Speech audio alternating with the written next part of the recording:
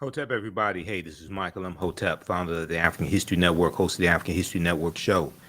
It is Tuesday, March 21st, 2023, and we are live. I'm a talk show host, researcher, lecture writer, and historian. So I've talked about this topic before, and I'm going to talk about it on Faraji Muhammad show, The Culture, probably on Thursday of this week. And this deals with Black World War II veterans, African American World War II veterans, and how they were discriminated against when it came to using the GI Bill. And the GI Bill changed the landscape in this country of who got to go to college. And it helped, it was one of the tools of the federal government that helped white people to create generational wealth. Okay. So you've heard me talk about this before on the African History Network show. And I posted an article a couple of days ago dealing with how House Democrats are trying to get a new bill passed that would restore the GI Bill. So we'll discuss Black World War II veterans were discriminated against using GI Bill benefits while white veterans built wealth. House Democrats pushed to restore GI Bill to help benefit African American families and families of Black World War II vets. So share this broadcast on your social media platforms. Invite your friends to tune in. Okay, so the 1944 GI Bill's promise was denied to 1 million Black World War II veterans due to racism.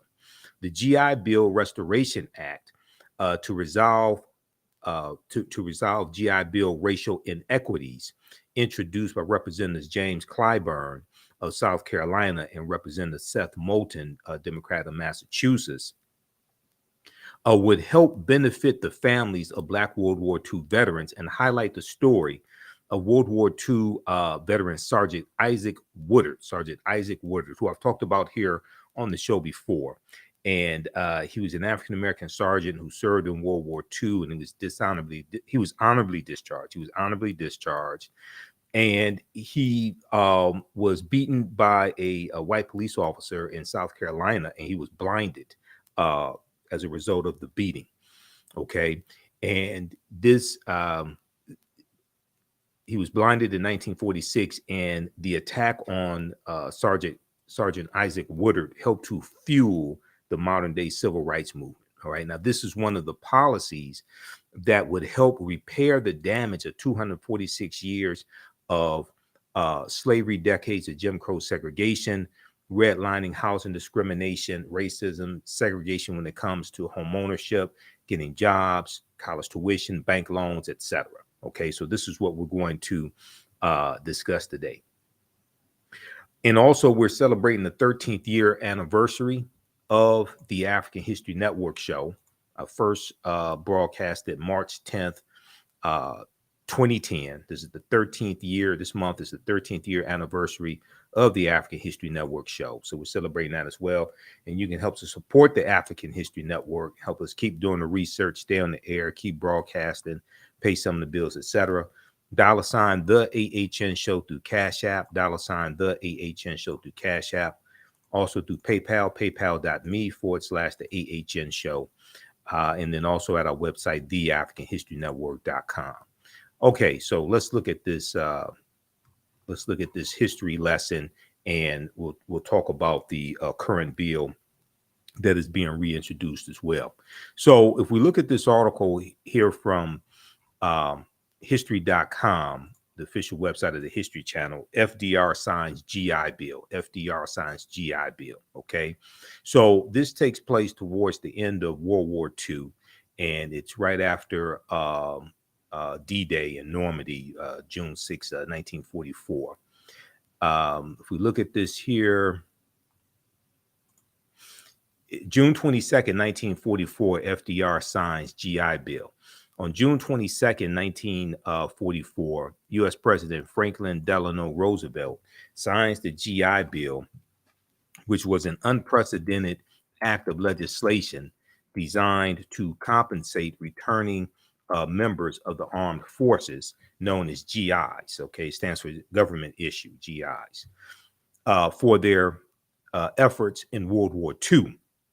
Now, as the last of the sweeping New Deal reforms, President Roosevelt's administration created the GI Bill, which was officially known as the Servicemen's Readjustment Act of 1944, the Servicemen's Readjustment Act of 1944. And his administration created this bill hoping to avoid a relapse into the Great Depression.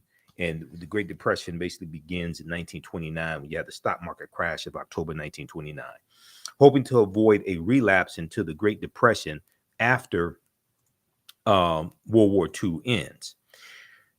President Roosevelt particularly wanted to prevent a repeat of what was known as the Bonus March of 1932, the Bonus March of 1932. And this was a march when you had 20,000 unemployed veterans and their families who went to Washington, D.C. to protest. Okay, this was known as the Bonus March of 1932. So he wanted to avoid something like that happening again, and the embarrassment of something like that happening as well while World War II was taking place.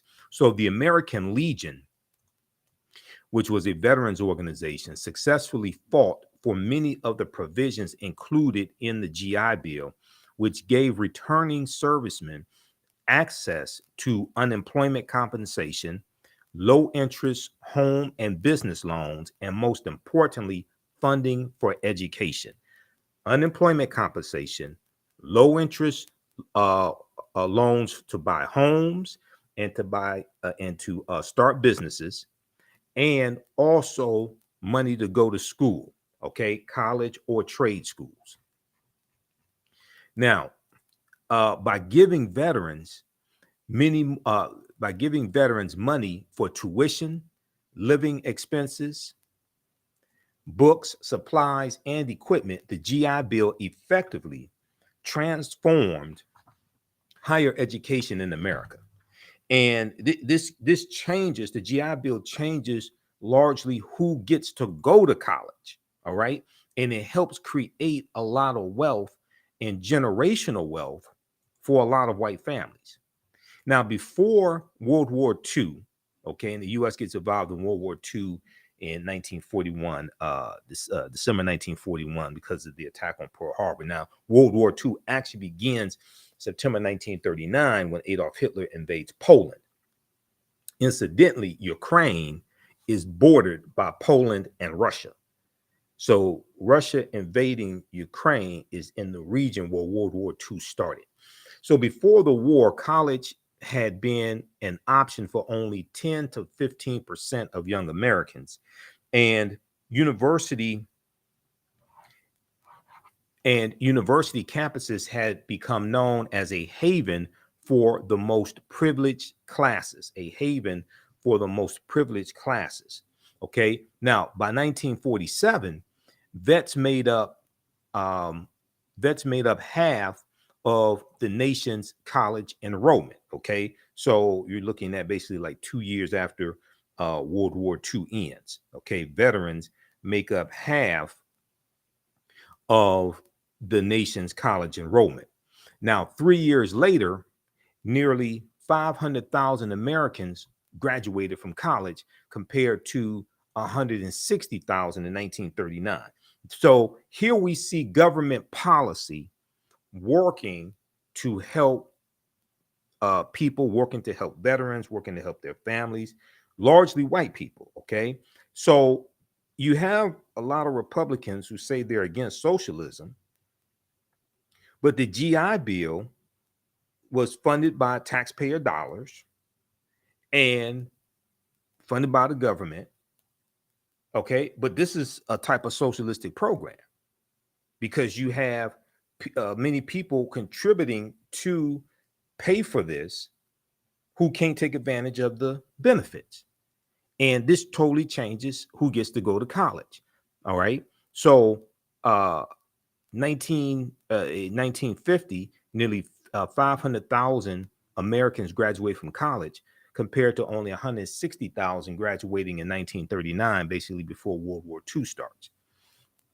Now, as educational institutions opened their doors to this diverse new group of students, overcrowded classrooms and residences prompted widespread improvement and expansion of university facilities and teaching staffs. An array of new vocational courses were developed across the country, including advanced training in education, agriculture, commerce, mining, and fishing skills that had previously been taught only informally. Now, the GI Bill became one of the major forces that drove economic expansion in America that lasted 30 years after World War II. And when we saw the HR 40 hearing in August of 2019, that's around the 400th year anniversary of August 20th, 1619, when those 20 and odd Africans came into Virginia on the White Lion pirate ship. When we saw the HR 40 hearing in the House of Representatives, a subcommittee in the House of Representatives, Dr. Julian Malveaux, who we've had here on the African History Network show before, Dr. Julian Malveaux talked about the GI Bill and how the GI Bill created untold, how the GI Bill changed who got to go to college and how it created wealth for thousands of white families, and how African Americans were drastically discriminated against when it came to being able to use those benefits that we earned and that our taxpayer dollars were paying for. All right, let's continue here. Okay, so only 20% of the money set aside for unemployment compensation under the bill was given out. Okay, only 20% of the money set aside for unemployment compensation for the bill was given out, as most veterans found jobs or pursued higher education. Low interest home loans enabled millions of American families to move out of urban centers and buy or build homes outside the city, changing the face of the suburbs. So you have the baby boomer generation that basically, 1945, 1946, basically started in 1946. World War II ends, the GIs come back home. They're starting families. They need to buy houses, okay? And then you have the suburbs being formed. They're going to be allowed to put down 3% down on low interest loans to get to buy houses in the newly formed suburbs. And then you're also going to have the expressway system that's going to be built. And that comes from the U.S. Interstate Highway Acts in 1952 and 1956. And they're going to drive 41,000 miles of interstate highways all across the country. And that's going to run through about 1,600 African-American communities, okay, and wipe out a lot of our homes, wipe out a lot of our businesses. We see that in the Fillmore district in San Francisco, okay, 883 businesses wiped out, about 20,000 people displaced, and that they were largely African-American. So there was an article that from InTheseTimes.com. Let me see if I can pull this up. InTheseTimes.com that dealt with Detroit's downfall, and it talked about the myth of Black misleadership. Detroit's downfall, the myth of Black misleadership. That's what the article was originally called. They changed the title of it to half a century after Detroit uprising, city still stranded by capitalism and federal government.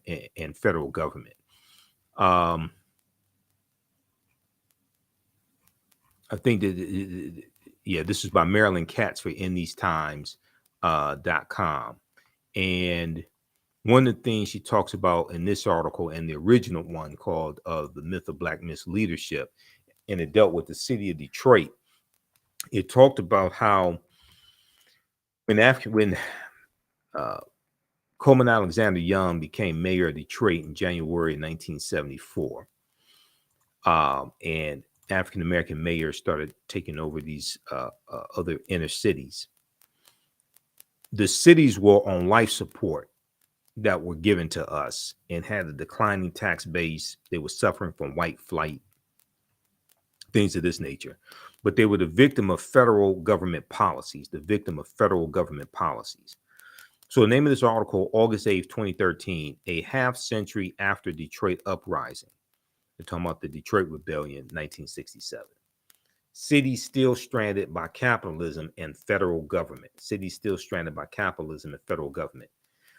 How federal policy and Big Otto drove black blight and white flight. How federal policy and Big Otto, the auto industry, General Motors, Ford, and Chrysler, drove black blight and white flight. This is from August 8th, 2013 by Marilyn Katz for InTheseTimes.com. And one of the things it talks about here is after World War II ends, okay? And they talk about the Great Migration, fueled by a population explosion during the late 1930s and 1940s, when tanks and airplanes for America's war effort rolled off the assembly lines. Detroit's population grew from 1.5 million people in 1930 to 1.8 million in 1950. And during the same period, thousands more came for the relatively low-skilled but high-paying union-protected jobs at places like Ford, Chrysler, Packard, and GM. However, by August 1967, Detroit had already lost more than 300,000 residents, equal to the population loss each decade since then. Okay, so they go through, talk about the auto industry and pushing for some of these policies. And then they talk about this here. White workers, okay, in 1950, Detroit was a white-dominated city. By 1970, more whites lived in the suburbs than in the city of Detroit. While ignited by the movement of auto jobs to the suburbs, this mass white exodus was fueled by the federal government and its policies. This mass white exodus was fueled by the federal government and its policies. In 1949, Congress passed the Federal Housing Act. 1949, Congress passed the Federal Housing Act. For the first time, home ownership required only 3% down for an attractive low interest rate mortgage. The Federal Housing Act guidelines favored mortgages in the new suburban developments that were popping up to meet post-war demand and actively discouraged their use in older inner city neighborhoods. Armed with the new Federal Housing Act product and Veteran Affairs loans, white workers moved with the companies to the suburbs, trading in their houses in what became a racially mixed city in the inner city for a suburban tract home in then virtually all white suburbs. Rather than congregate with others on the way to work in a streetcar, they drove past sprawling suburbs on the new highways, lobbied for by Big Otto and built at taxpayer expense. The expressways, the U.S. Interstate Highway Acts in 1952 and 1956 were lobbied for by the auto industry, General Motors, Ford, and Chrysler especially, and built with taxpayer dollars, and then demolished African-American homes and businesses And then we're being discriminated against when it comes to buying these homes in the newly formed suburbs with government programs like the Federal Housing Act of 1949, but then also the GI Bill. Okay, so we're being discriminated against from using government programs to buy homes in the suburbs, and then the expressways paid for by taxpayer dollars are demolishing our businesses and homes in the inner city. Okay, let's continue. So let's go back to this article here from history.com. FDR signs the GI Bill. And these are some of the things that we talk about in the 12-week online class that I teach on Sundays. Black resistance movements from the Haitian Revolution, U.S. Civil War, Civil Rights Movement, and Black Power Movement, 1800 to 1968. Okay, so our next class is Sunday, March 26, 2 p.m. Eastern Standard Time. Visit our website, TheAHNShow.com, TheAHNShow.com, and you can register for that. That's a 12-week online class that I teach, and I teach the classes on, we teach them on Saturdays and Sundays, okay? Saturday, it is 2 p.m. to 4 p.m. Saturday, it is Ancient Kemet, the Moors, and the Ma'afa. Understanding the transatlantic slave trade, what they didn't teach you in school. And we deal with thousands of years of history and what leads up to the transatlantic slave trade taking place. And I'll just show you this. We have it right here on the homepage of our website, TheAfricanHistoryNetwork.com. So when you go to the website, it shows you the information about our radio show, Sundays, 9 p.m. to 11 p.m. Eastern Standard Time, the African History Network show.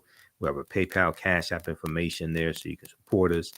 And then Ancient Kemet, the Moors, and the Ma'afa, Understand the Transatlantic Slave Trade. Next class is Saturday, March 25th.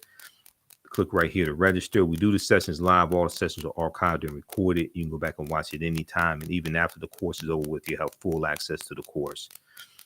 We have a bundle pack of classes, so you can register for both classes for only $120. It's a $300 value. And this is the class I teach on Sundays. Black resistance movements, Haitian Revolution, Civil War, Civil Rights Movement, Black Power Movement. Okay, so you can register for those. And we get deep into the history. These are 12-week online courses. I do a PowerPoint presentation. We have book references, articles, video clips. So most people have never seen history taught like this before. We have tons of documentation for it as well. And you can use this information with your children also. I would say the content is PG-13. So you can use the information with your children also. Okay. So that's at our website, TheAfricanHistoryNetwork.com. And as soon as you register, you can start watching the content. And then you can join us live in the class on Saturday and Sunday. Okay, let's continue here.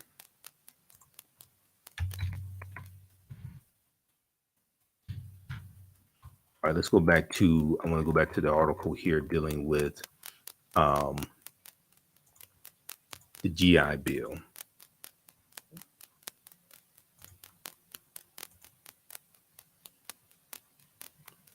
All right, let's see here.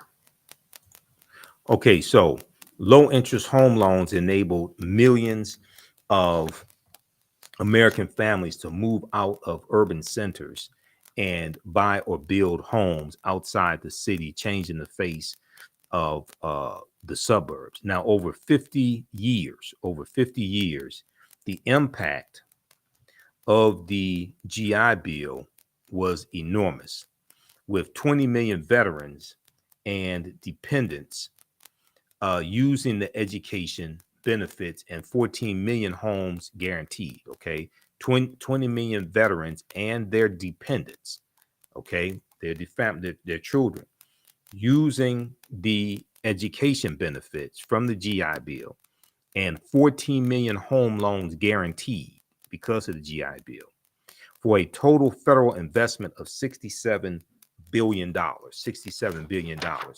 Among the millions of Americans who have taken advantage of the GI Bill are former presidents George H.W. Bush, the father, George H.W. Bush, um, Gerald Ford, former Vice President Al Gore, and entertainers Johnny Cash, Ed McMahon, Paul Newman, and Clint Eastwood. So check out this article from history.com, official website of the History Channel. This is This Day in History, June 22nd, 1944, FDR signs the GI Bill. Okay, now I want to go to, if you have questions about the class, email us at TheAHNShow at TheAfricanHistoryNetwork.com. We can help you. TheAHNShow at TheAfricanHistoryNetwork.com. All right, now,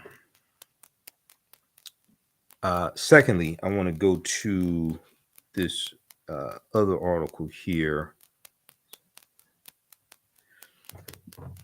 Now, this also ties into when we look at the discrimination when it comes to the GI Bill. This also ties into a history of redlining, okay? A history of redlining. And redlining was created by the federal government right around 1937. There's a good piece from blackpast.org that deals with this.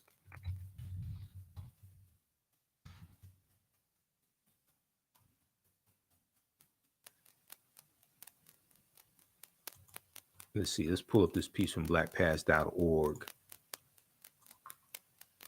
And this deals with understanding government policy. So when we talk about repairing the damage of a legacy of 246 years of slavery, decades of Jim Crow segregation, redlining, housing discrimination when it comes to getting bank loans, home loans, funding to go to college, etc., you have to change those laws and policies that were put in place that discriminated against us.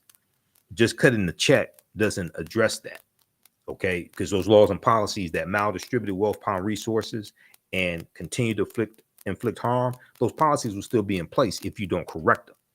You have to correct those laws and policies that maldistributed the wealth, power, and resources. One of them is dealing with the GI Bill.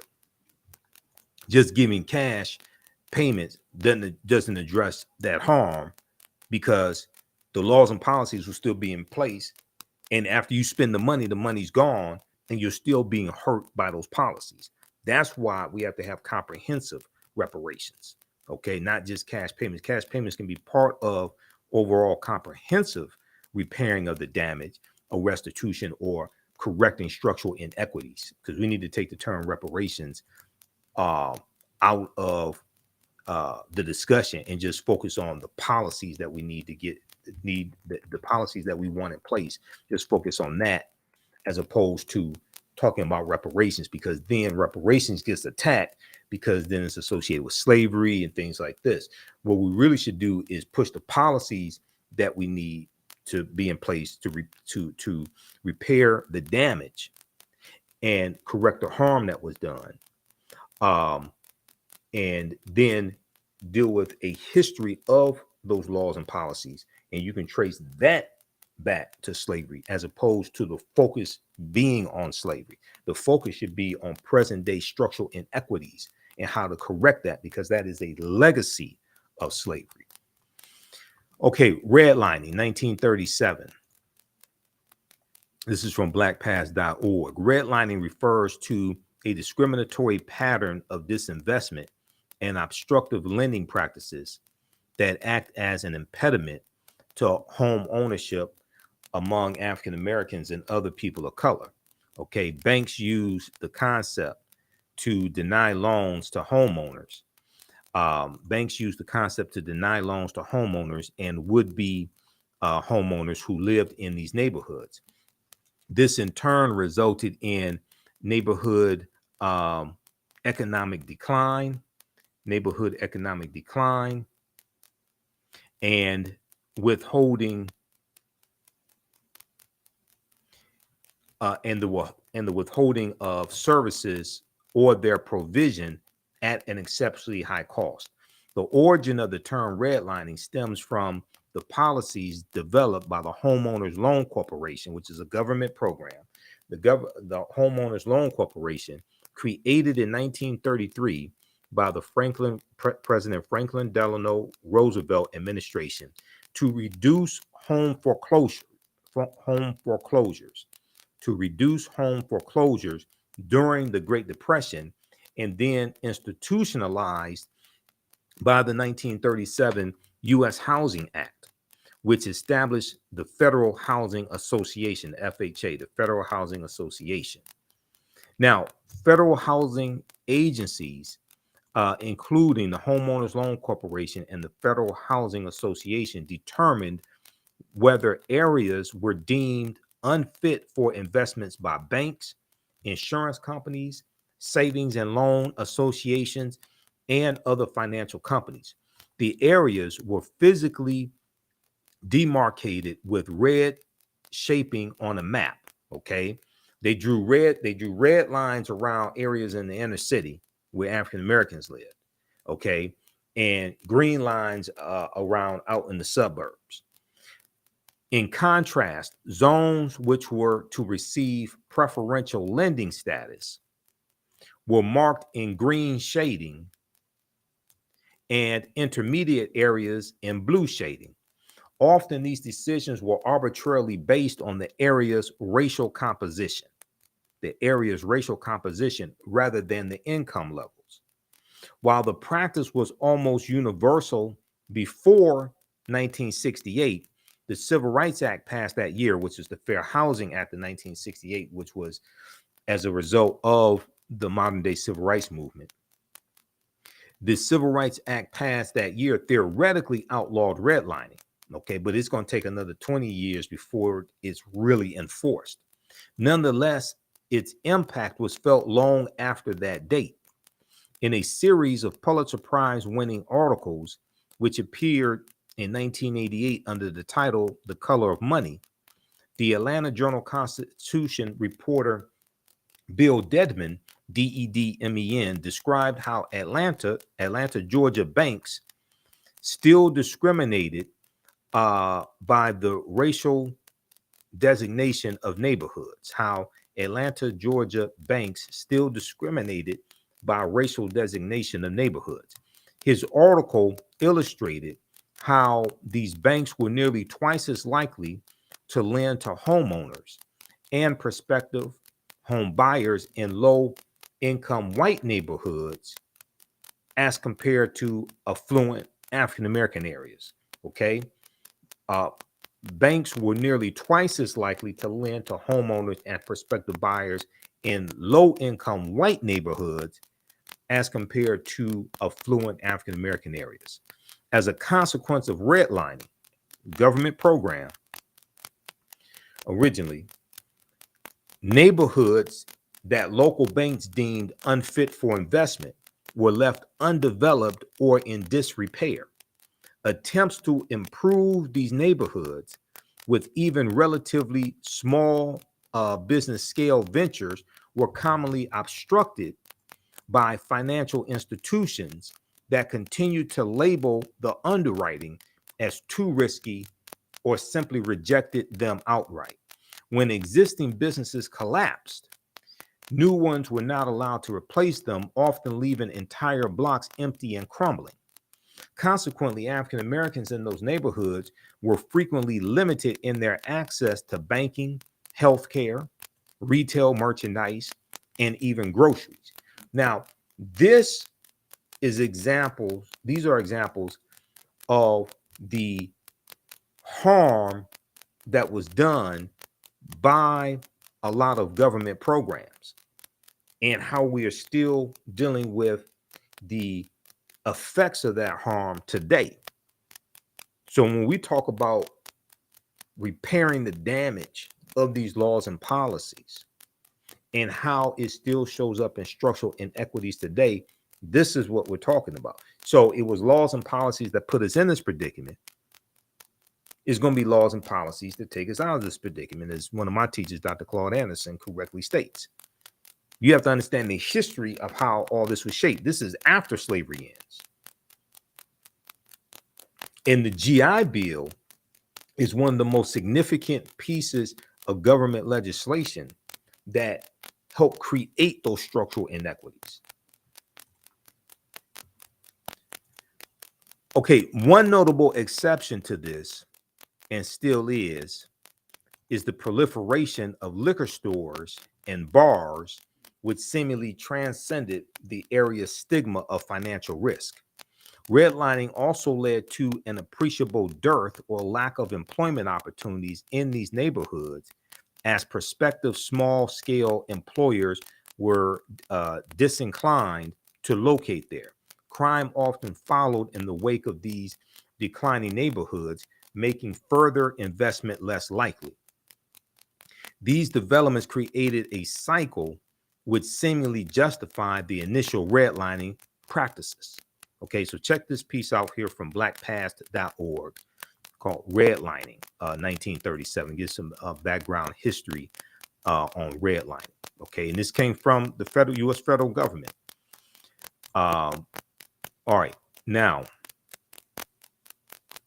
then also we can look at this piece, this other piece here. This is from National Public Radio, NPR.org, A Forgotten History of How the U.S. Government Segregated America. A Forgotten History, hold on, let me pull this up. A Forgotten History of How the U.S. Government Segregated America.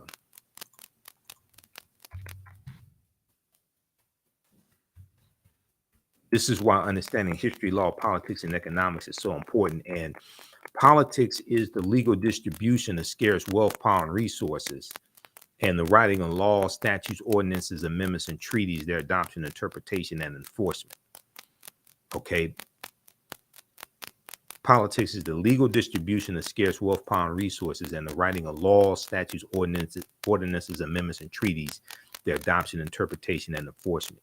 You know, politics influences every aspect of our life. In 1933, faced with a housing shortage, the U.S. federal government began a program explicitly designed to increase and segregate America's housing stock. Author Richard Rothstein says the housing programs begun under the New Deal so the New Deal is roughly right around 33, 34 through 1944, 1945. The GI Bill was the last bill in the New Deal, okay? Author Richard Rothstein says the housing programs begun under the New Deal were tantamount to a, quote, state-sponsored system of segregation, end quote, a state-sponsored system of segregation. The government's efforts were primarily designed to provide housing to white middle class, lower middle class families, he says. African Americans and other people of color were left out of the new suburban communities and pushed instead into urban housing projects. Rothstein's new book, The Color of Law, examines the local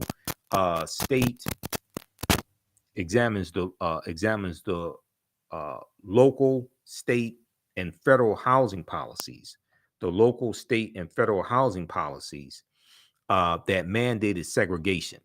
He notes that the Federal Housing Administration, which was established in 1934, furthered the segregation efforts by refusing to insure mortgages in and near African-American neighborhoods, a policy known as redlining. At the same time, the Federal Housing Administration, FHA, was subsidizing builders who were mass producing entire subdivisions for white people, with the requirement that none of the homes be sold to African Americans. Okay, so you have restrictive covenants, and restrictive covenants were in clauses written into the deeds that these homes could only be sold to white people. They could not be sold to African Americans. These were restrictive covenants. Now they're going to be made illegal. Restricted covenants are going to be made illegal by the Fair Housing Act of 1968. But you still have homes today that have those clauses in their deeds. Okay, so read the rest of this article here. A forgotten history of how the U.S. government segregated America. So this is all dealing with laws and policies. Okay, so this is why you have to understand history, politics, law, and economics when we talk about repairing the damage from these laws and policies. All right, how's everybody doing? Give us a thumbs up, give us a heart, give us a like on this broadcast. If you like this type of information, also you can support the African History Network. $ the AHN show through Cash App, $ the AHN show through Cash App, also through PayPal, paypal.me /the AHN show. So we definitely need your help as well. And we are celebrating the 13th year anniversary of me broadcasting the African History Network show. So I first started March 10th, 2010. So this is our 13th year anniversary month. And we definitely appreciate your support in the past. Definitely need it today as well. Let's keep doing the research, stay on the air, keep broadcasting, pay some of the bills, etc.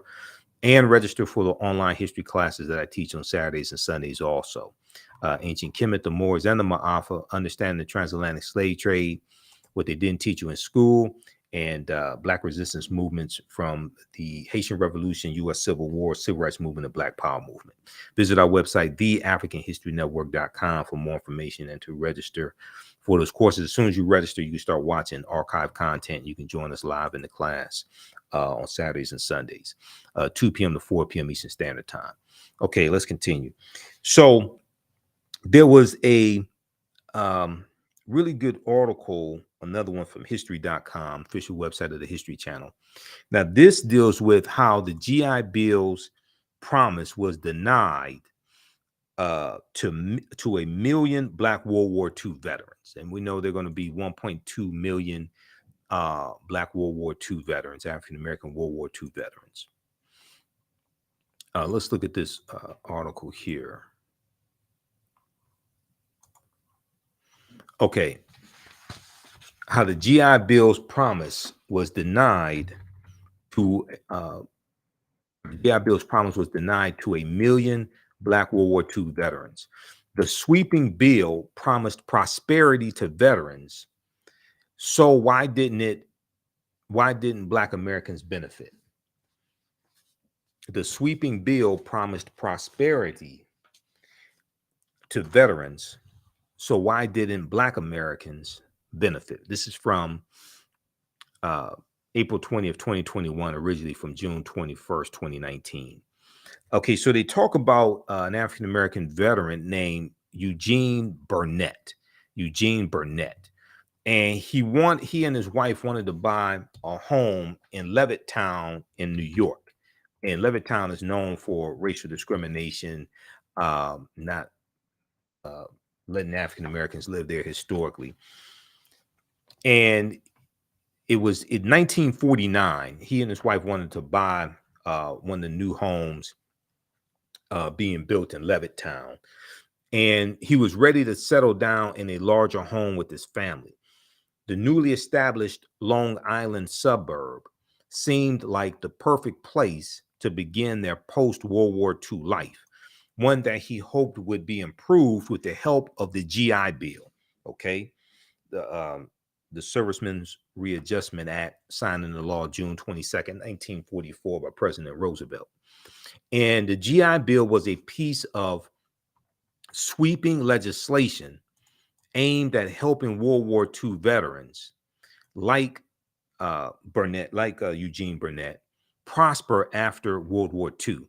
But when he spoke with a salesman about buying the house using a GI Bill guaranteed mortgage, the door to suburban life in Levittown slammed firmly in his face. The suburb was not open to African-American residents. Eugene Burnett's wife, Bernice, recalled this incident and said, quote, "It was as though it wasn't real. Look at this house. Can you imagine having this? And then for them to tell me because of the color of my skin that I can't be part of it." Now, the Burnetts were not the only African Americans for whom the promise of the GI Bill turned out to be an illusion.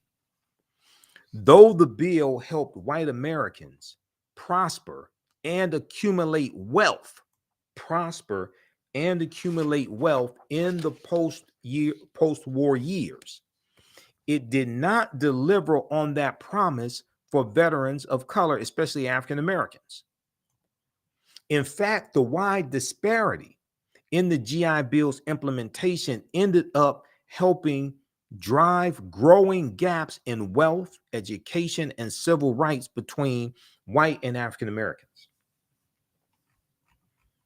Now, while the GI Bill's language did not specifically exclude African American veterans from its benefits,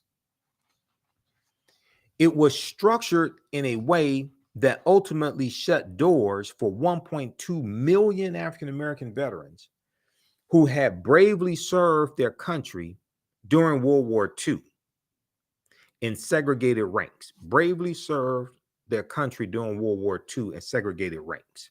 So there was a fear of Black advancement from this government policy by some Southern segregationists, okay?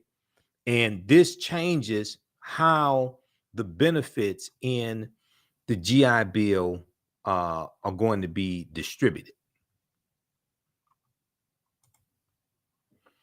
Okay, let's look at this here. And give us a thumbs up, give us a heart, give us a like on this broadcast. How's everybody doing? Follow us here on our Facebook fan page, The African History Network, and our YouTube channel, Michael Imhotep, IMHOTEP. Turn on live notifications so you know when we go live. Subscribe to our channels, please, also. All right, let's continue. How you all like this type of information? Okay, now when lawmakers began drafting the GI Bill in 1944, some Southern Democrats feared that returning Black veterans would use public sympathy for veterans to advocate against Jim Crow laws, use public sympathy for veterans to advocate against Jim Crow laws, to make sure that the GI Bill largely benefited white people. The Southern segregationist Democrats drew on tactics they had previously used to ensure that the New Deal helped as few African Americans as possible. Now, also, this is before the party realignment completes in about 1968 as well. After 64, when Barry Goldwater, senator from Arizona, runs against Lyndon Johnson for president, and Barry Goldwater loses. Then in 1968, when Richard Nixon, who ran for president in 1960 against John F. Kennedy, when Richard Nixon runs for president in 68, and he runs on the platform of law and order, and this is a backlash to the civil rights movement, the Black Power movement, the rebellions that are taking place across this country. He runs on that platform. There's a backlash to advancement of African Americans. By 1960, 2/3 of African Americans had switched from the Democratic Party to the Republican Party. And this goes back to 1928 and what's known as the Lily White Movement of 1928, which was an effort by Republicans to push African Americans out of the Republican Party and appeal to Southern segregationist Democrats in 5 former Confederate states to get them to vote for Herbert Hoover in the 1928 presidential election against Al Smith, who was a moderate Democrat from New York. This was known as a Southern strategy, okay? This was known as a Southern strategy. And it worked. Herbert Hoover became president, and the Republicans were who had been the party of Lincoln, okay, Republicans who had been the party of Lincoln, and we know that the Republican Party is going to be founded in 1854 by groups of abolitionists and some members of the Whig Party, because the Whig Party WHIG was dying out by 1954, and this was a direct backlash. The forming of the Republican Party was a direct backlash to what's known as the Kansas-Nebraska Act of 1854, where you had the Kansas-Nebraska Act left up to those people living in Kansas and Nebraska, the new states of Kansas and Nebraska, left up to them to determine whether or not they had slavery, as opposed to it being dictated to them by the federal government. So it was a congressional law that allowed for the westward expansion of slavery, which infuriated a lot of abolitionists. And this caused a backlash, and the Republican Party is going to be formed by groups of abolitionists to push for the abolition of slavery and be a counter to the Democratic Party at the time, which was heavy in the South. This piece here from house.gov, history.house.gov, and house.gov is the official website of the U.S. House of Representatives. This piece right here on party realignment, this deals with the realignment of the political parties, not just the Democratic Party, but also the Republican Party. And that goes back to the Lily White movement in 1928. And it deals with the rise of the Ku Klux Klan in the 1920s and how Republicans were increasingly ignoring the concerns of African Americans and trying to push us out of the Republican Party. And then over time, we started going over to the Democratic Party because we saw them as being more receptive to our needs. And generally speaking, they were more receptive to our needs, even though we were leery of them. And over time, more of us started going over to the Democratic Party. And this talks about the Lily White movement in 1928 and the effort of the Republicans to get Herbert Hoover elected as president.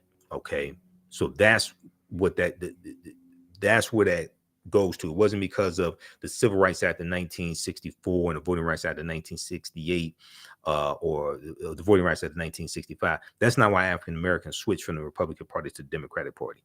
You got to go back like 40 years before that to the Lily White movement of 1928.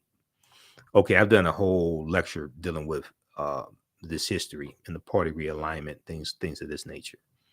Okay, so check this out here at history.house.gov. It's called Party Realignment. Party Realignment.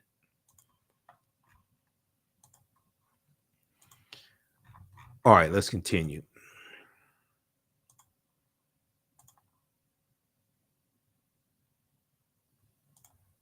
Let's go back to this piece here from the GI Bill. Okay, so to make sure that the GI Bill largely benefited white people, the Southern segregationist Democrats drew on tactics they had previously used to ensure that the New Deal helped as few black people as possible, During the drafting of the law,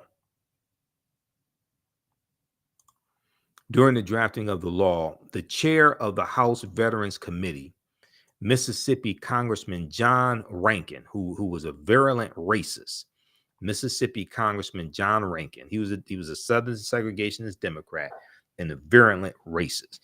Okay, and you had the Northern Democrats who were, generally speaking, more moderate.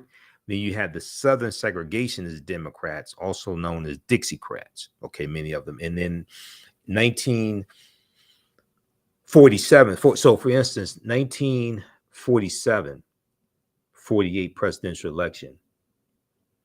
The Democratic Party, generally speaking, they ran on a more pro-civil rights agenda. You had Strom Thurmond, who was a Southern segregationist Democrat, who ran as a Dixiecrat for president also. Okay, he lost, thank God. He lost. But because of this, and then you deal with President Harry Truman, and President Harry Truman desegregating the armed forces in 1946. Okay, we'll talk about that because that came after Sergeant Isaac Woodard was beaten by a police officer. World War II veteran Sergeant Isaac Woodard was beaten by a police officer, and he was blinded in the attack by a police officer, a white police officer. So during the drafting of the GI Bill, the chair of the House Veterans Committee, Mississippi Congressman John Rankin, played hardball and insisted that the program be administered by individual states instead of the federal government. Okay, he insisted that the program be administered by individual states instead of the federal government. Mississippi Congressman John Rankin got his way. Rankin was known for his virulent racism. He defended segregation, opposed interracial marriage, and had even proposed legislation to confine, then deport every person with Japanese heritage during World War II. Okay, so we know that took place about 1942, 1945, 46 or so. Right in that period of time during World War II. Yeah. So, well, basically 1941, December 7, 1941 to June 30 of 1946.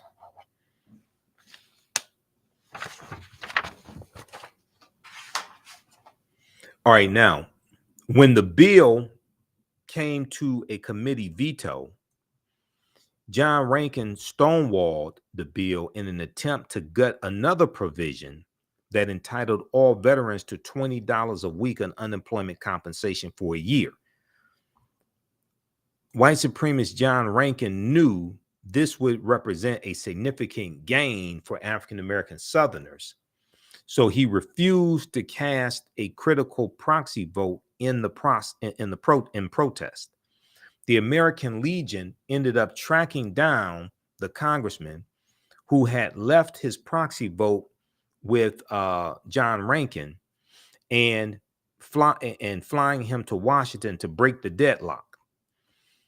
President Roosevelt signed the Servicemen's Readjustment Act into law on June 22nd, 1944, only weeks after the D-Day offensive began.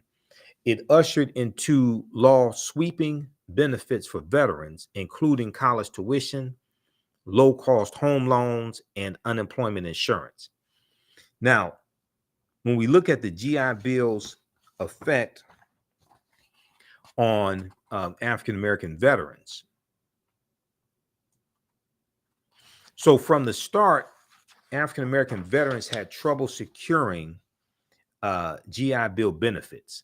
Some could not access benefits because they had not been given an honorable discharge, and a much larger number of African-American veterans were discharged dishonorably than their white counterparts. And a lot of this has to do with racism in the, racism in the military, especially in the Army, in the mistreatment of African-American soldiers.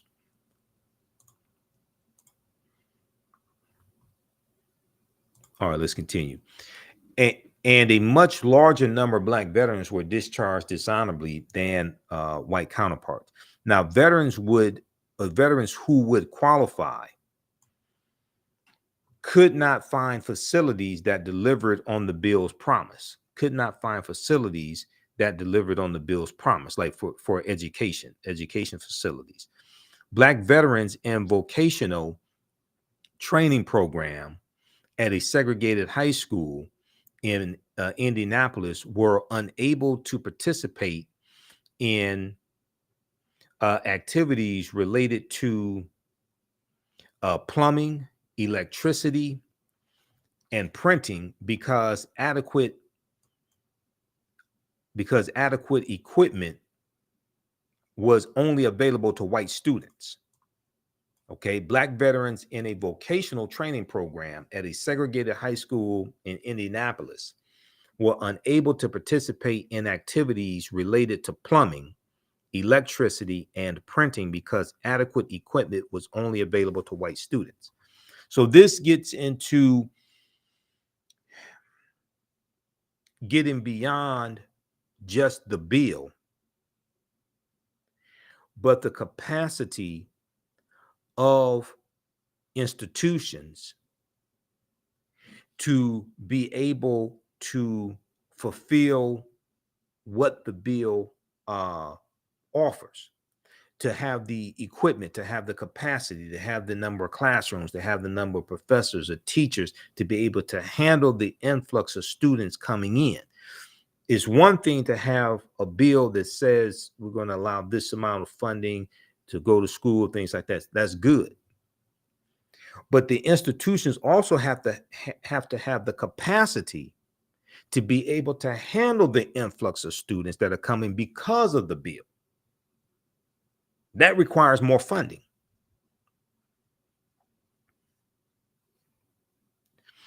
Simple intimidation kept others from enjoying GI Bill benefits.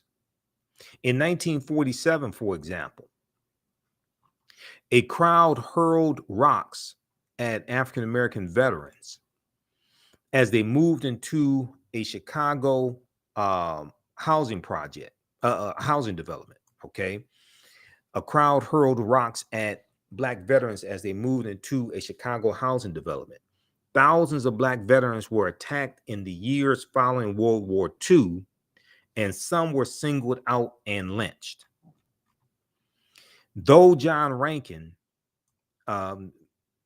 Mississippi Congressman, racist John Rankin, though he had lost the battle to exclude African American men from Veteran Affairs Employment Insurance, which is what he wanted to do, it was doled out inequitably, however. Men who applied for unemployment benefits were kicked out of the program if any other work was available to them, even work that provided less than subsistence wages. Southern postmasters were even accused of refusing to deliver the forms that African American veterans needed to fill out to receive their unemployment benefits. African American veterans and civil rights groups protested their treatment, calling for protested their treatment. Just a second, close this out. Black veterans and civil rights groups protested their treatment, calling for protections like Black involvement in the veteran affairs and non-discriminatory loans, but the racial disparities in the implementation of the GI Bill had already been set into motion. The racial disparities in the implementation of the GI Bill had already been set into motion. As the years went on, white veterans flowed into newly created suburbs, as I talked about, where they began amassing wealth in skilled positions. But African American veterans lacked those options. The majority of skilled jobs were given to white workers. The majority of skilled jobs were given to white workers.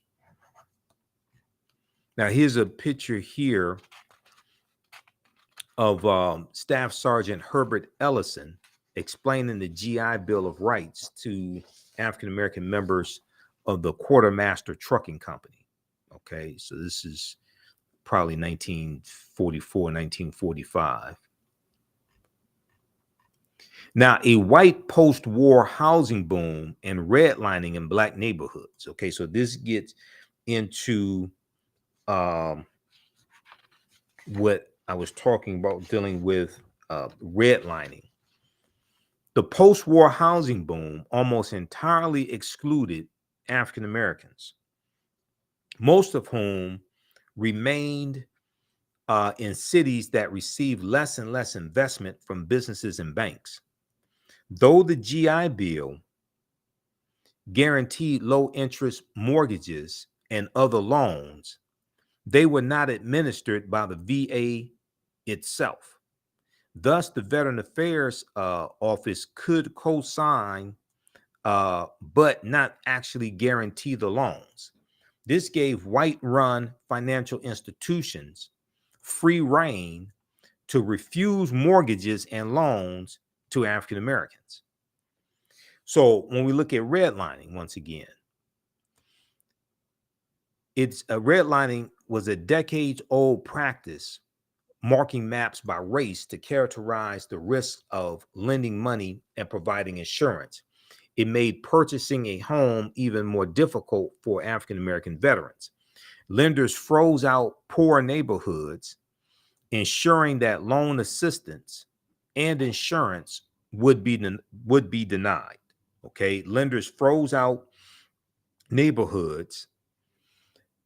poor neighborhoods, ensuring that loan assistance and insurance would be denied.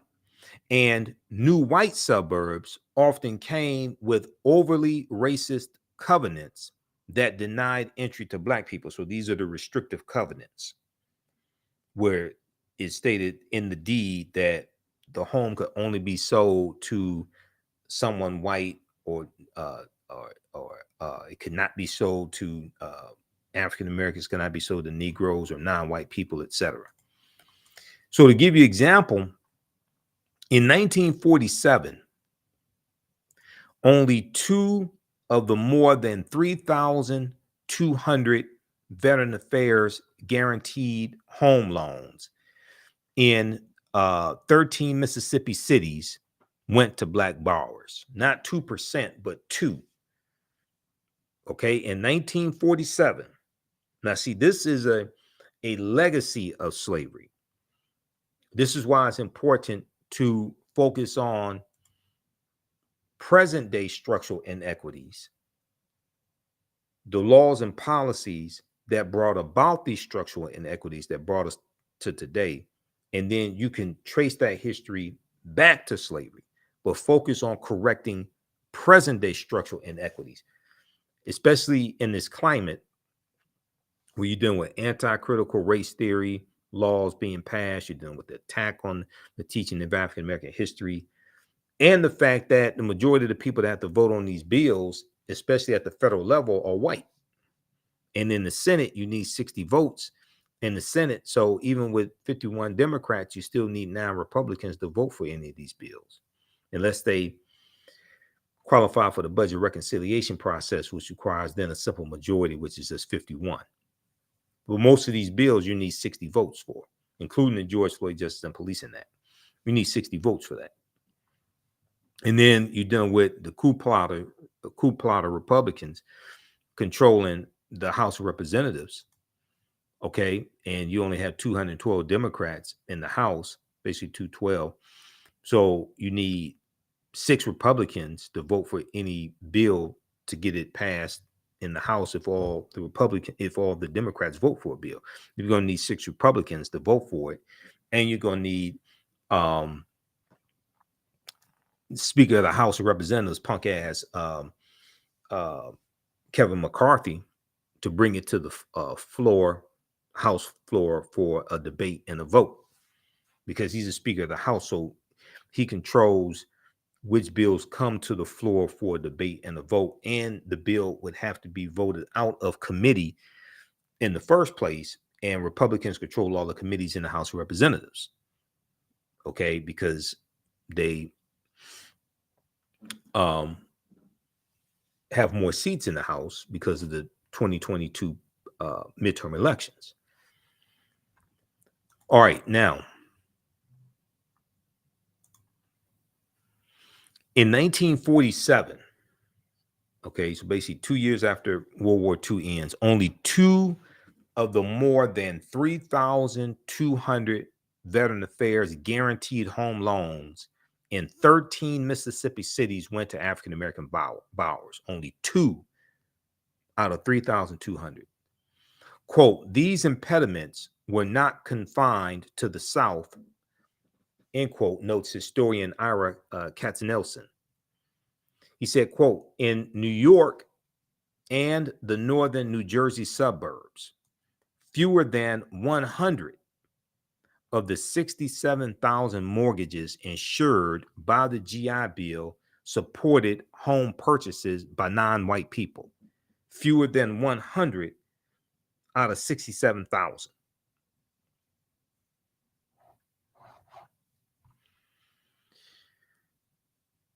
So there was a failure to receive GI Bill education benefits also, not just getting loans to buy homes or loans to start businesses, but also education benefits. Now, African American veterans, in search of the education they have been guaranteed, fared no better. Many Black men returned home from the war, didn't even try to take advantage of the bill's education benefits. They could not afford to spend time in school instead of working. But those who did were at a considerable disadvantage compared to their white counterparts. Those who did were at a considerable disadvantage compared to their white counterparts. Public education provided poor preparation for African American students, and many of them lacked much educational attainment at all due to poverty and social pressures. As veteran applications flooded universities, African American students often found themselves left out. Northern universities dragged their feet when it came to admitting Black students, and Southern colleges barred African American students entirely. And the Veteran Affairs Office itself encouraged African American veterans to apply for vocational training instead of university admission, and arbitrarily denied educational benefits to some students. Arbitrarily denied educational benefits to some students. Now, this is a picture here of veterans lining up for a last day rush to get counseling on GI Bill educational courses at the New York Regional Office Veterans Administration on July 25th, 1951.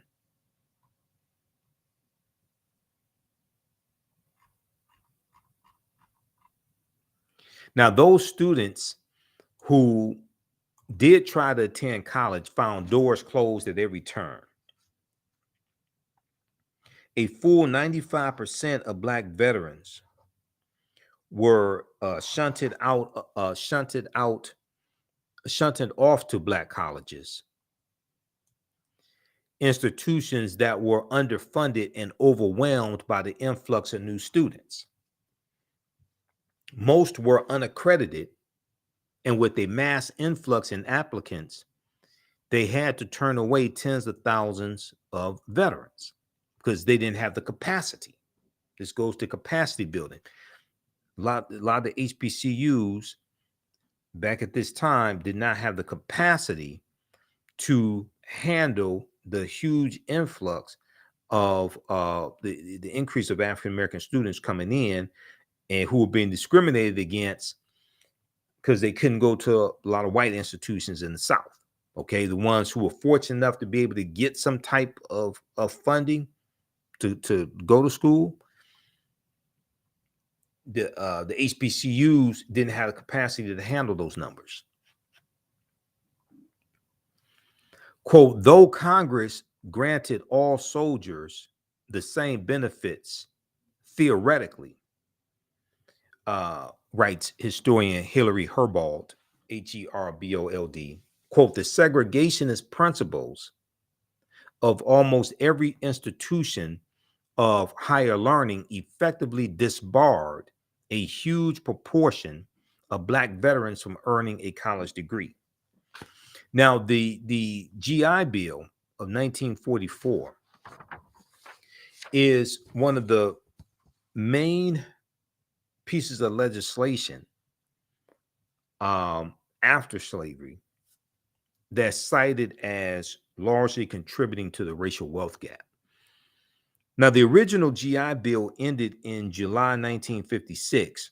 By that time, nearly 8 million World War II veterans had received education or training, and 4.3 million home loans were handed out worth $33 billion. Okay, by 1956, nearly 8 million World War II veterans had received education or training, and 4.3 million home loans went out to World War II veterans worth $33 billion, okay, had been handed out. But most African-American veterans have been left behind. As employment, college attendance, and wealth surged for whites, disparities with their African-American counterparts not only continued, but widened. Disparities with their African-American counterparts not only continued, but widened. There was historian Ira Katz-Nelson says there was no greater instrument for widening an already huge racial gap in post-war America than the GI Bill. Now, today, a stark wealth gap between African-American and white Americans persists. The median income for white households in 2019, this is median income, not net worth. Median income for white households in 2019, $76,057, according to the U.S. Census, and for African-American households, $46,073. Okay. Now, when you look at net worth, median household net worth, it's like for 2019, it was like 17,000 for African-American households and about 170,000 for white households. That's median net worth, not average net worth. Median is a statistical measure where 50% of the population is below that point and 50% is above that point. Check out this article here from history.com, official website of the History Channel, how the GI Bill's promise was denied to 1 million Black World War II veterans. Okay, that's at history.com. Okay, so when we look at, and you have a bill that's being reintroduced by Representative James Clyburn and Representative Seth Moulton to address this issue, okay, and help the families or family members of World War II veterans, okay, and try to help repair some of this damage. There's an article from thegrio.com, and I mentioned it briefly on the African History Network show this past Sunday. We'll probably talk about it on Faraji Muhammad's show, The Culture, this week, probably on Thursday. I should be on Thursday. They had technical difficulties. Was going to be today, but he was having technical difficulties, so I wasn't on the show today. They didn't broadcast at all today. Let's look at this here. How's everybody doing? How you all like this type of information? We have Vanessa, we have Tony watching, LaShonda. Give us a thumbs up, give us a heart, give us a like on this broadcast. Also, we're celebrating the 13th year anniversary of the African History Network show, of me broadcasting the African History Network show. First started March 10th, 2010. And you can support us in our work as well as we continue to educate, empower, and inspire people of African descent throughout the diaspora and around the world, because right now it's correct wrong behavior. You can support us at $ the AHN show through Cash App and through PayPal, paypal.me/the AHN show, or visit our website, theafricanhistorynetwork.com, theafricanhistorynetwork.com, because we have the information on the homepage of our website. We have the links there.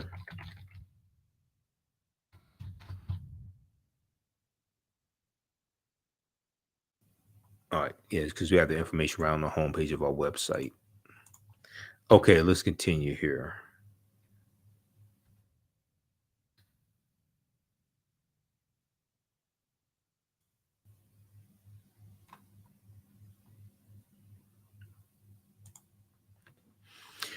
All right, now, if we look at this piece here from thegrio.com,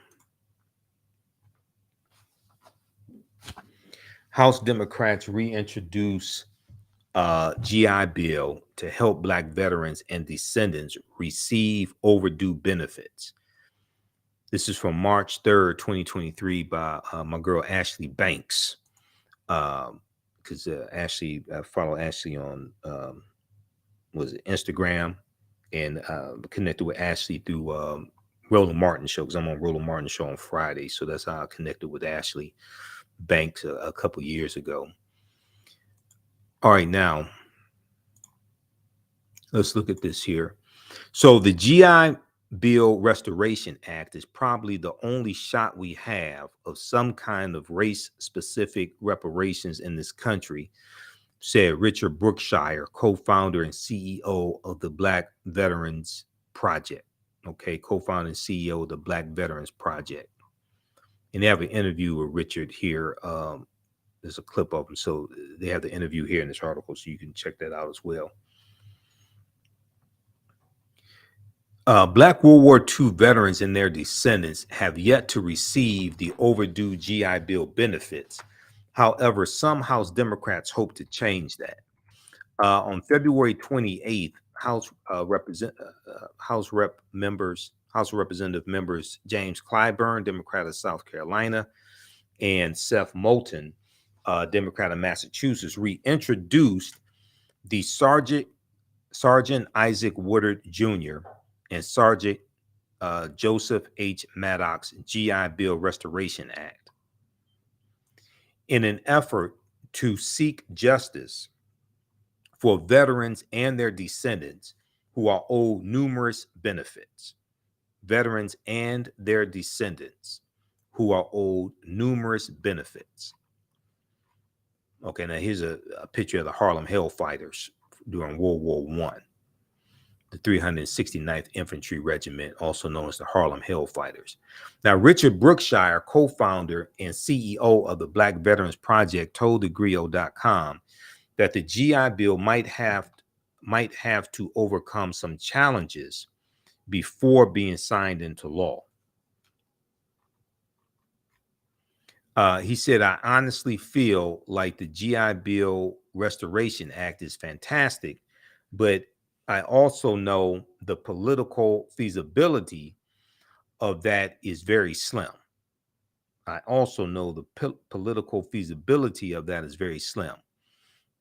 In most respects, because of the cost, and then because there seems to be some level of disagreement about whether or not passing a piece of targeted racial policy like that would withstand judicial review.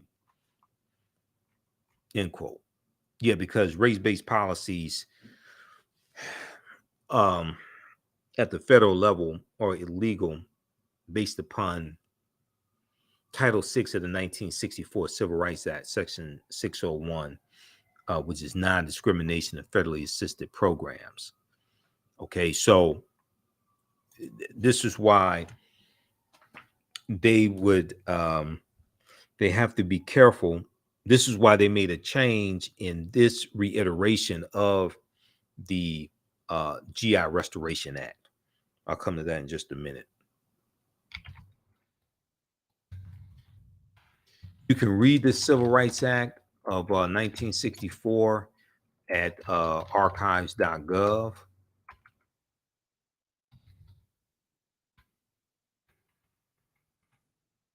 See, archives.gov was the U.S. National Archives, as well as loc.gov.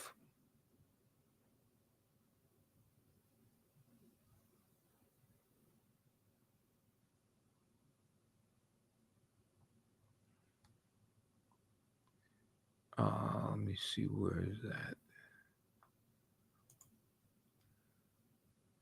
Okay, that's Civil Rights Act of 1964. And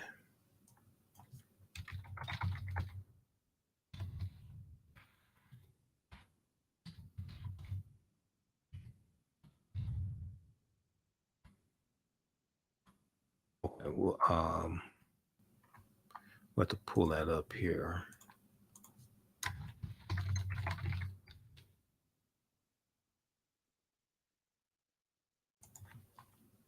The second word, U.S. Department of Labor. Yeah, U.S. National Archives. This should be it right here.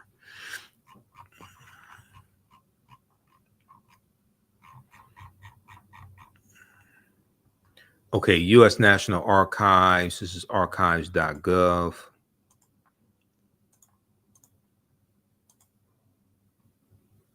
Civil Rights Act 1964. Okay, it's U.S. National Archives, and we want to go to Title VI.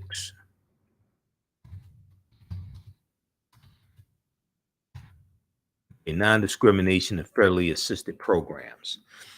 Section 601. No person in the United States shall, on the ground of race, color, or national origin, be excluded from participation in, be denied the benefits of, or be subjected to discrimination under any program or activity receiving federal financial assistance. Okay, so this is why race-based policies at the federal level are illegal, and that was put into the 1964 Civil Rights Act because we were being discriminated against when it came to, a lot of federal policies.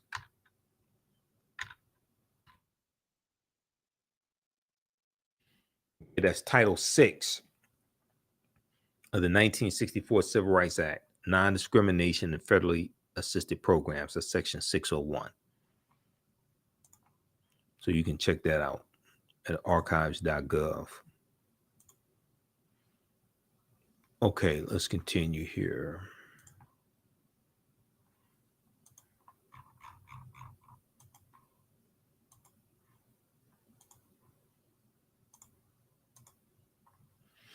All right, so they talk about President Roosevelt signing the GI Bill in 1944, and the GI Bill was signed into law to assist veterans and their family members, qualifying veterans and their family members with paying for higher education, training programs, and other benefits, according to the U.S. Department of Veteran Affairs website. Yet many African-American veterans did not receive any benefits after putting their life on the line for the United States. Quote, these Black veterans who served their country, who died, whose families are still trying to recoup, and they can't even get the benefits from what they deserved only because they were Black. It's a shame and disgrace, said Lee. Representative Barbara Lee. She recently spoke to thegrill.com and called it a disgrace, how the African American veterans were treated.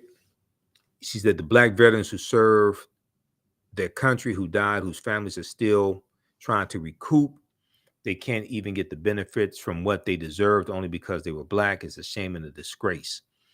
She's also running for a U.S. Senate in California in the 2024 election.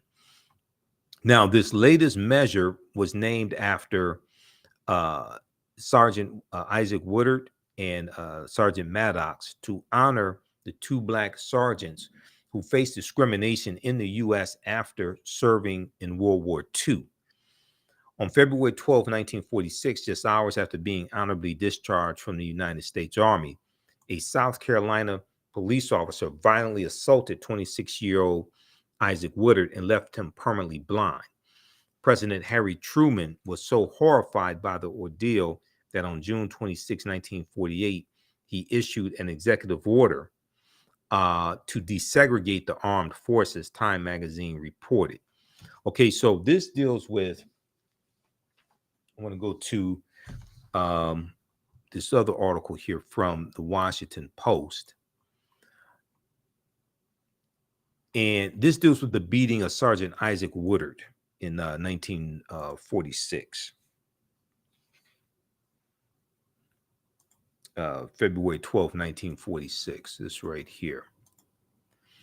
A black World War II veteran was beaten and blinded, fueling the civil rights movement. A new documentary explores how Isaac Woodard changed America. Now, this is from March 31st, 2021, okay, by Deneen L. Brown for the Washington Post. She writes some really good articles for the Washington Post. Okay, now here's Sergeant Isaac Woodard after he was beaten. Okay, World War II veteran Isaac Woodard after he was blinded in an assault by police. This picture's from the Library of Congress.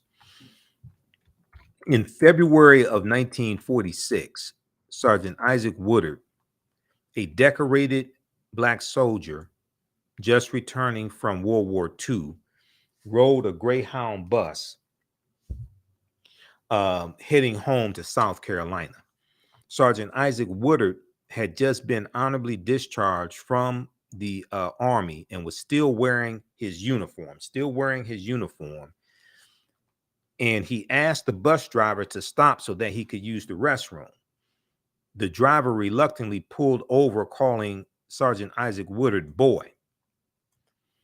Woodard, who had just returned from more than 3 years of military service in the Pacific, stood up for himself and other African-American veterans, telling the driver not to talk to him like that.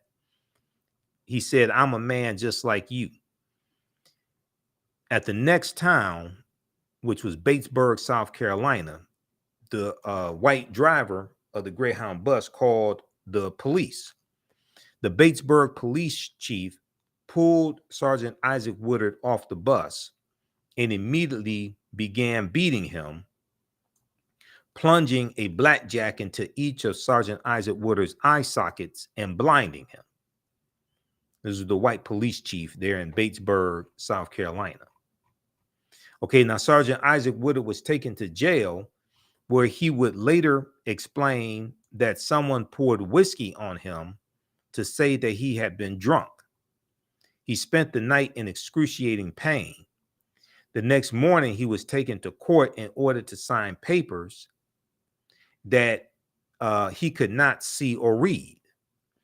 A new documentary, which came out in 2021, right around March, April 2021, a new documentary called The Blinding of Isaac Woodard, directed by Jamila Ephron, Ephron, and narrated by Andre Holland, premiered Tuesday on American Experience on PBS. The documentary explores the story of Isaac Woodard's life and how the beating fueled the civil rights movement and changed the trajectory of U.S. history. Okay, now let's see. If we continue here, I'm going to skip over some of this. The documentary uncovers how a single individual can be the spark that ignites a movement and creates a seismic shift in public opinion, said Camille George, the film's executive producer. Although his name is little known today, Sergeant Isaac Woodard's story changed hearts and minds and the law of the land, because this is going to lead to the desegregation of armed forces. Okay, now 2 months after Sergeant Isaac Woodard was blinded, he traveled to New York City where he met with Walter White, executive secretary of the NAACP. The NAACP's legal team, led by Thurgood Marshall, had been looking for civil rights cases that could dramatize the impact of Jim Crow laws, lynchings, white supremacy, police brutality, and racial violence committed against people, against African Americans, racial violence committed against Black people. And here's a picture of Thurgood Marshall. This is from 1958 outside the U.S. Supreme Court. Now, hundreds of African American veterans have been attacked and an unknown number were lynched. The NAACP offices were filled with harrowing reports of African American veterans lynched. One Black veteran had been murdered for casting a vote in a primary. In July of 1946, 4 Black people, including George W. Dorsey, a distinguished veteran who had served in World War II in the Pacific and North Africa, were beaten, tortured, fatally shot, and hanged from Moore's Ford Bridge in Walton County, Georgia, in what is called the last mass lynching in America. What is called the last lynching in America. This is July 1946, okay, in Walton County, Georgia. They were hung from the Moore's Ford Bridge. Jamila Efron, the film's director, okay, of the blinding of Isaac Woodard, she says so many people did not survive their encounters with police officers. Here, someone had survived. Isaac Woodard's face bore the evidence of the crime committed against him, end quote, she said. Now, unlike so many other African-American veterans who had been lynched, Isaac Woodard lived to tell his story.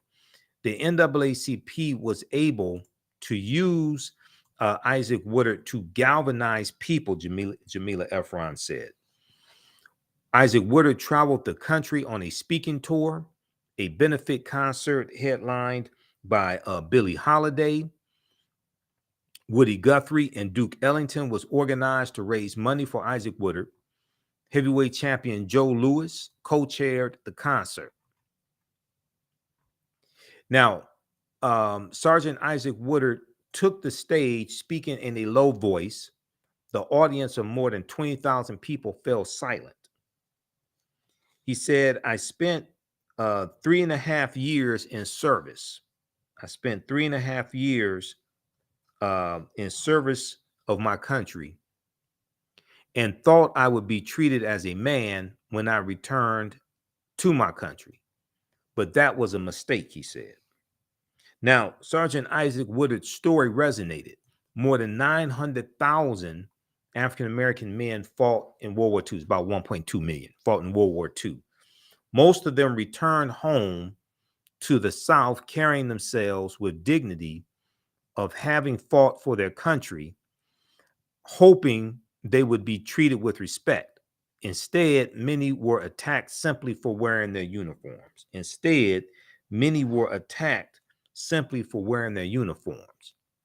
Now, Jamila Efron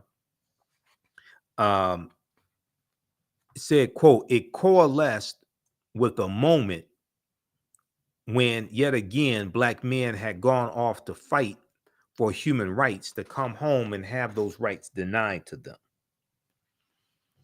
It reached a tipping point amongst Black veterans and Black communities that enough was enough. Now, the NAACP asked actor Orson Welles to use his weekly radio show to highlight the brutal attack on Isaac Woodard. Week after week, Orson Welles pounded at the question, who was the officer who beat and blinded Woodard? Orson Welles asked for help in identifying the town where Isaac Woodard was beaten and the name of the officer, quote unquote, Officer X. Orson Welles announced, "I'm talking to you. You are going to be uncovered." Now, within days, the NAACP received a letter from an African-American soldier who wrote that he was on the bus when Sergeant Isaac Woodard was pulled off. The letter writer identified the town where the beating occurred as Batesburg, South Carolina. Orson Welles announced, "Officer X, we know your name now. Officer X, we know your name now." Now, here's Isaac Woodard applying for maximum disability benefits, and his mother stands to his right.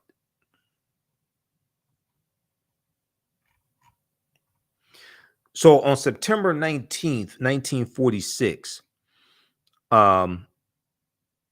Walter White of the NAACP led a delegation of civil rights leaders to meet with President Harry Truman to urge him to work to pass anti-lynching legislation.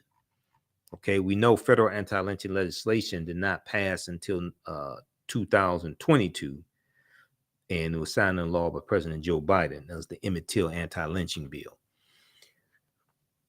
When Walter White realizes Harry Truman isn't going to move forward, according to the PBS documentary, he tells the president, also a veteran, who he tells the president, and Truman was also a veteran, the story of Isaac Woodard, and Harry Truman was enraged.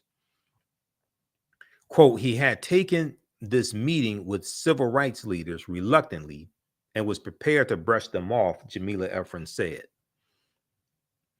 When Harry Truman heard about the police attack on Woodard, President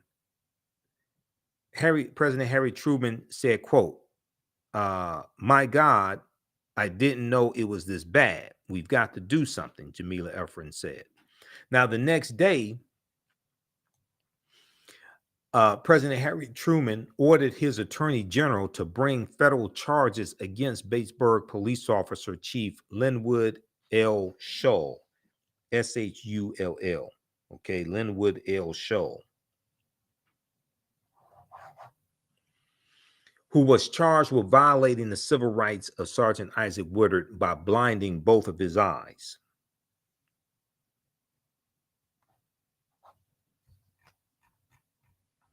Now, a month later, on November 5th, 1946,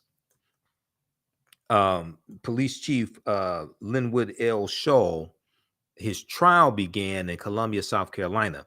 The trial was presided over by Judge Waities, W-A-T-I-E-S, Waring, the son of a Confederate soldier. Okay, Judge J. Waities Waring, W-A-R-I-N-G. He was the son of a Confederate soldier. During the trial, and now South Carolina is where the Civil War started also, by the way, April 12, 1861. Now, during the trial, Isaac Woodard testified that he was pulled off of the interstate bus on the night of February 13th, 1946 in Batesburg, South Carolina. Shull was waiting for him at this bus door, he said, and struck him before he could say anything, according to a 1946 United Press news article. Quote, "Two war veterans, a Negro and a white, who were discharged at Augusta the same day as Isaac Woodard and rode on the bus with him, testified that the Negro was not drunk and had not created a disturbance. The all-white jury deliberated only 15 minutes before acquitting Police Chief Linwood L. Shull." Okay, can you believe that? This is South Carolina. This racist South Carolina in 1946. They deliberated for 15 minutes before quitting the white police chief. Quote, Judge Waring and his wife are appalled at the blatant miscarriage of justice. According to PBS, Waring would devote the rest of his career to the fight against racism. The Warings become the targets of threats and violence. Now, on December 5th, 1946, a month after the trial ended, President Harry Truman signed an executive order creating the President's Committee on Civil Rights. On June 28, 1947, President Harry Truman accepted the invitation from the NAACP's Walter White to speak at the organization's annual convention. Okay. He said there's no justifiable reason for discrimination because of ancestry or religion or race or color. He said we cannot any longer await the growth of a will to action in the slowest state of the most backward community. Our national government must show the way, end quote. Now, a month later, on July 26, 1946, President Harry Truman signed executive orders 9980 and 9981, racially integrating the U.S. military and the federal government workforce. Racially integrating the U.S. military and the federal government workforce. And this is going to, especially the federal government workforce, this is going to allow more African Americans to get employed in the federal government and create more upward mobility, especially in subsequent years, like after going to the 50s and then the 60s and the modern day civil rights movement, etc. So that was as a result of Sergeant Isaac Woodard's beating and blinding. And it was President Harry S. Truman who signed those executive orders. Okay, now, if we look here if we go back to the article here from thegrio.com, I want to give you some background history on Sergeant Isaac Woodard, because this bill that's being proposed is partly named after him. Now, according to a press release from Representative James Clyburn's office, Sergeant Maddox was medically discharged from the Army after sustaining an injury. Upon his return to the U.S., he was accepted into Harvard University. However, he was denied tuition assistance. Okay, that's Sergeant Joseph H. Maddox. However, he was denied tuition assistance. The NAACP and Veteran Affairs office advocated on Sergeant Joseph Maddox's behalf to ensure justice was served. Representative James Clyburn's office further highlighted the racial disparities that occurred after President Roosevelt signed the GI Bill into law. He talked about in 1947, only 2 of more than 3,200 home loans administered by the Veteran Affairs Office in Mississippi cities, it was 13 Mississippi cities, went to African-American borrowers. Roughly, Representative Clyburn said roughly 19% of white World War II veterans earned a college degree compared to just 6% of black veterans, end quote. And then he said black veterans sacrificed for this country because they believed in the promise of justice and equality for all. Yet while the original GI Bill led to decades of prosperity for post-World War II America, this prosperity was not extended to the black service members, end quote. Now, Richard Brookshire told thegrio.com that other discriminatory practices, such as redlining, also contributed to widening the racial wealth gap between African Americans and white veterans. Okay, let's see. Let's go to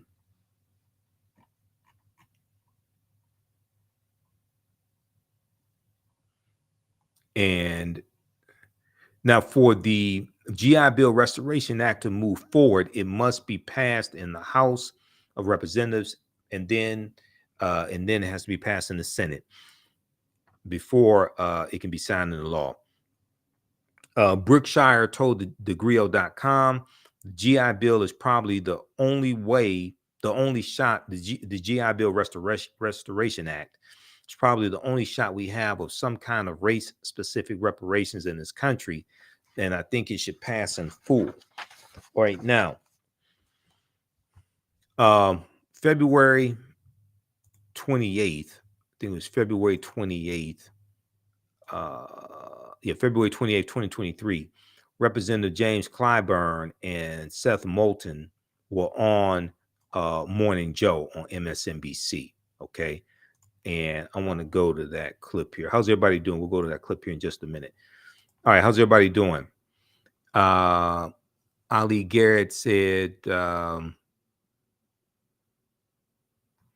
he said, every time the Democrats propose a bill to help Black Americans or other minorities, women and the poor, the Republicans just block it. And anybody who is not a heterosexual white man gets no help in America. That's why Republicans have to be taken out of power, and you got to get to so Democrats have to take back control of the House of Representatives. And I'm neither Democrat nor Republican, but I sure as hell ain't stupid. I can see who keeps blocking and voting against policies that are beneficial for us, and I can see who keeps voting for policies that are beneficial for us and who keeps writing those policies. And that's why Democrats have to take back control of the House of Representatives. But also you need to get like 54, 55 Democratic senators so that you can do a carve out to the filibuster in the Senate, or change the filibuster and go back to a talking standing filibuster. Okay, because as it stands now, you have to get 60 votes to get any of these bills passed, unless it's dealing with federal judges. Okay, you have to get 60 votes, and federal judges or U.S. Supreme Court judges, unless it's dealing with judges, and trying to get 60 votes is a tall order in the Senate.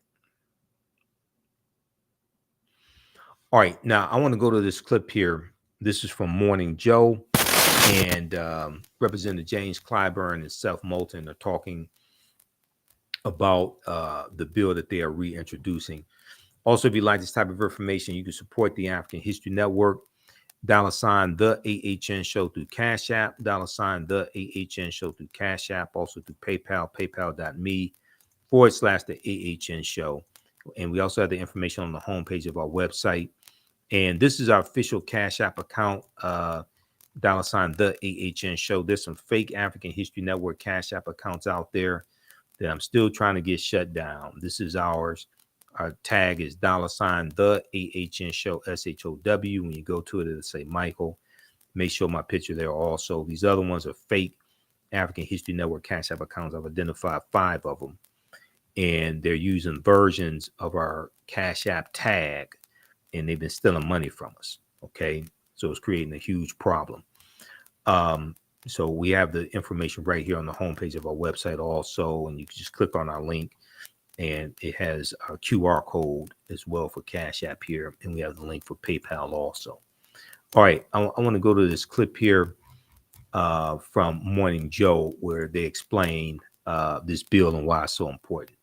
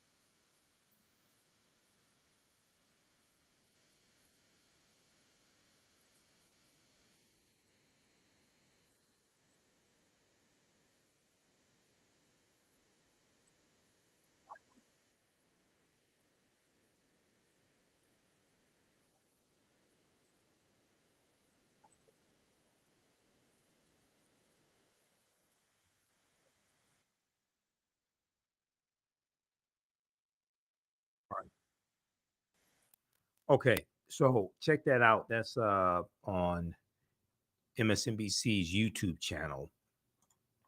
That is from February 28th, 2023. House Dems push to restore GI Bill to help benefit families of Black World War II vets. Okay, and we'll post the link here to that video also here on the thread of the broadcast.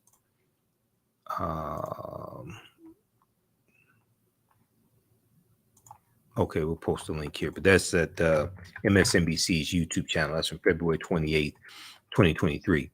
Okay, lastly, there was a good article from this is NBCWashington.com, NBC News in Washington, Washington, D.C., NBC News, Channel 4, Washington.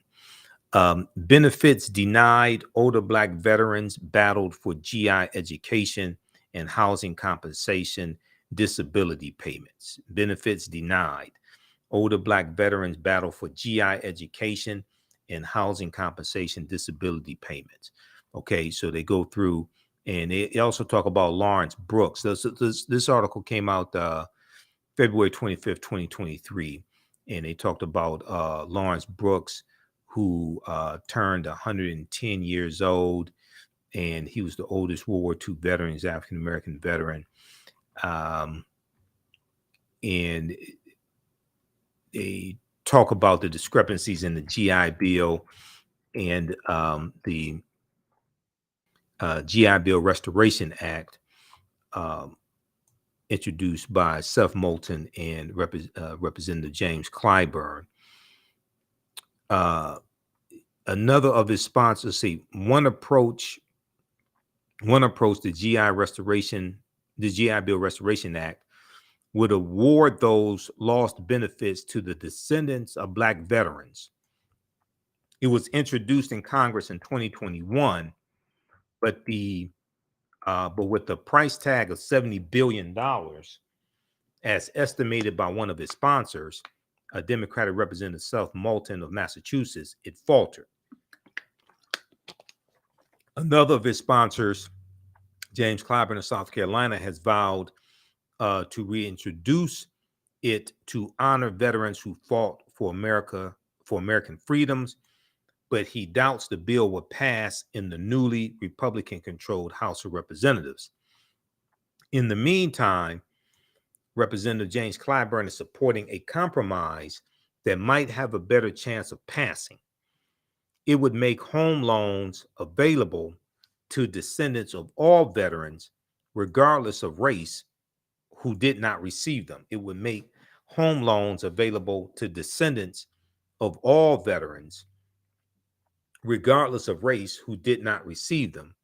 And rather than education benefits paid by the federal government, it would provide no money down, low interest home loans backed by the Department of Veteran Affairs. Quote, these were the people who made sacrifices to guarantee these freedoms, James Clyburn said, and they ought to be treated fair. Okay, so read the rest of this article here. It's kind of a lengthy one from NBC Channel 4, Washington, NBCWashington.com. Benefits denied. Older Black veterans battle for GI education and housing compensation, disability payments. This is from February 25th, 2023. It was updated February 27th, 2023. All right, so check out that article also.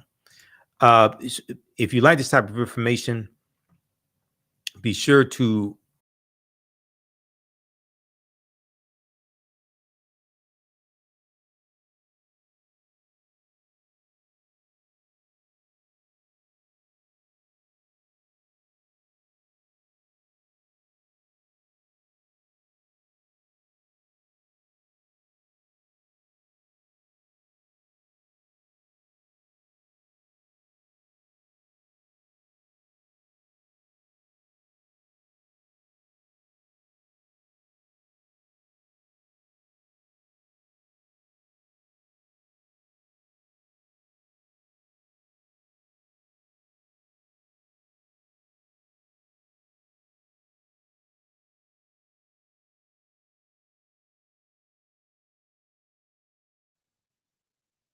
All right, we're back.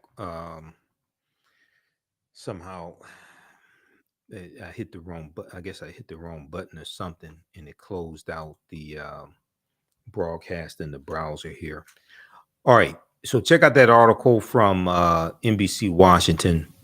Also, it's a rather lengthy article. If you like this type of information, if you like this type of history, be sure to register for the online history classes that I teach on Saturdays and Sundays. Okay. So, Saturday, 2 p.m. to 4 p.m. Eastern Standard Time is Ancient Kemet, the Moors, and the Ma'afa. Understanding the transatlantic slave trade, what they didn't teach you in school. We deal with thousands of years of history and what leads up to the transatlantic slave trade taking place. I do a PowerPoint presentation. We have book references, articles, video clips. I'll share some excerpts of interviews I've done with various African-centered scholars like Professor Kabahaya Wafa-Kamene and Renoko Rashidi, because I've interviewed a lot of these scholars over the years. 13 years I've been doing the African History Network show, so I have a huge archive of interviews that I've done. And then even after the course is over with, you still have access to the full class, and you can watch on demand as much as you want to. The class is on sale $80, regularly $130. So we definitely need your support. This helps to finance the African History Network. This helps us keep doing the research, stay on the air, pay some of the bills, etc. Because we're dealing with some financial challenges this week that I'm trying to actually in the next couple of days that I'm trying to get taken care of. So we definitely need your support. I posted the link here. Is at our website, TheAHNShow.com, but this is also the direct link on our Learn World platform where we house the classes. So it's on sale $80, regularly $130. There'll be 5 bonus lectures that you get from me also that will be in the video library, 5 of my lectures. And then on Sundays, 2 p.m. to 4 p.m. Eastern Standard Time, I teach Black resistance movements from the Haitian Revolution, Civil War, Civil Rights Movement, Black Power Movement. Okay, that's 2 p.m. to 4 p.m. Eastern Standard Time also. And we deal with history from 1800 to 1968. We start out with the Haitian Revolution and the Louisiana Purchase of 1803, because those two events are related, and they're going to lead to those are going to be some things that lead to the Civil War taking place also.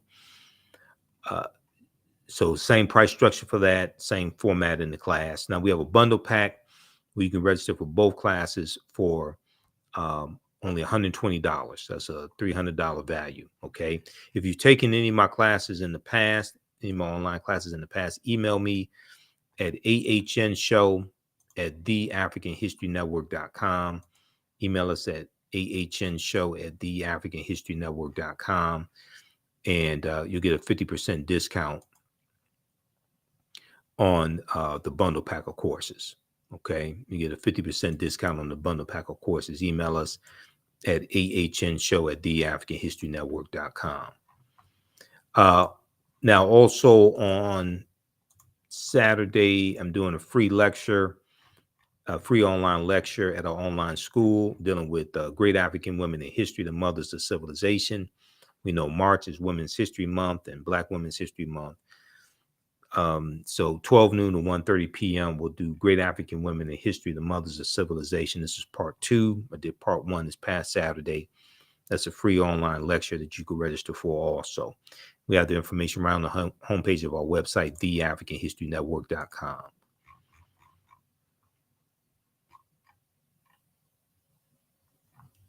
Okay, so look, that's going to do it for us. Hopefully you learned a lot today. Give us a thumbs up, give us a heart, give us a like on this broadcast. Please also financially support the African History Network if you like this type of information, if you learned a lot from us over the past 13 years, or if you just found out about us today.